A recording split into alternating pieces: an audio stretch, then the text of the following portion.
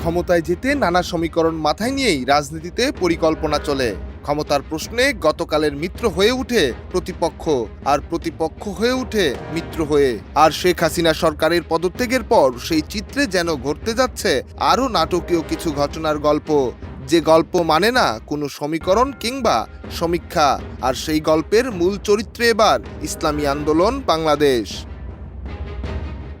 ওয়ালটনের পণ্য কিনে জিতে নিতে পারেন নগদ ২০ লক্ষ টাকা। Double million offer, Walton fridge কিনে পেতে পারেন ২০ লক্ষ টাকা, রয়েছে কোটি কোটি টাকার নিশ্চিত উপহার। একটা সময় ছিল, এই তো কদিন আগ মুহূর্ত পর্যন্ত, যেখানে জাতীয় পার্টিকে বানানো হতো তুরুপের তাস। এবারও হচ্ছে, তবে সেই তুরুপের তাসের রূপ পেতে যাচ্ছে ইসলামী আন্দোলন বাংলাদেশ, যেখানে তাদের সিদ্ধান্ত নিতে হবে কোন পক্ষে যাবে চরমোনাইয়ের ইসলামী আন্দোলন।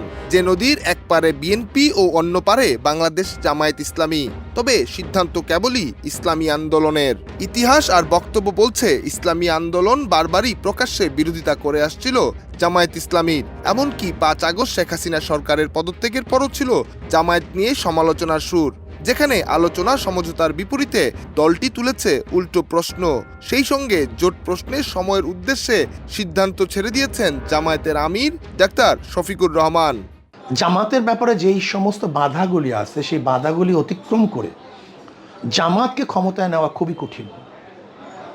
তাদের উপরে ৭১-এর প্রশ্ন থাকবে, তাদের উপরে হক্কানি ওলামায়ে কেরামের যে সমস্ত আদর্শগত নীতিগত প্রশ্ন সেগুলি থাকবে। এর জন্য আমি জামাতকে বলবো যে নিরঙ্কুশ রাজনীতি করা উচিত। এমন মন্তব্যের পরেও কি জামায়াতের জোটে ফেরা সম্ভব, নাকি রাজনীতির ভাষায় রাজনীতিতে শেষ বলে কিছু নেই কথায় বিশ্বাস করে অপেক্ষা করতে হবে সবশেষ চিত্র দেখতে? নাকি আওয়ামী লীগ সরকারের বিরোধী আন্দোলনে বিএনপির সঙ্গে যুগপৎ আন্দোলন করা ইসলামী আন্দোলন নির্বাচনে সারথি হবে বিএনপির? আর এমন ঘটনা ঘটলে ইসলামিক দলগুলোর সঙ্গে কোন হিসেবে যাবে ইসলামিক আন্দোলন? নীতিবান চরিত্রবান ইসলামকে যারা পছন্দ করে এরাই ক্ষমতায় যেতে পারে। দেখেন, ইসলামী আন্দোলন বাংলাদেশ এবং ইসলামী আন্দোলন সমমনা যে সমস্ত দলগুলির উপরে মানুষের কঠিন কোনো প্রশ্ন নেই এবং বাধা নেই, মানে পাহাড়ের প্রাচীর নেই, তাদের জন্য পথ অতিক্রম করা খুবই সহজ।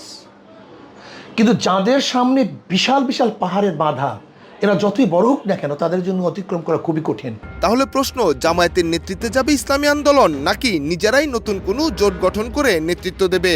নাকি ইসলামিক দলগুলোর সরকার গঠনের ভাবনা থেকে সরে এসে বিএনপির নেতৃত্বাধীন ও পরিকল্পনায় থাকা জাতীয় সরকার গঠনই হবে এই সময়ের সিদ্ধান্ত?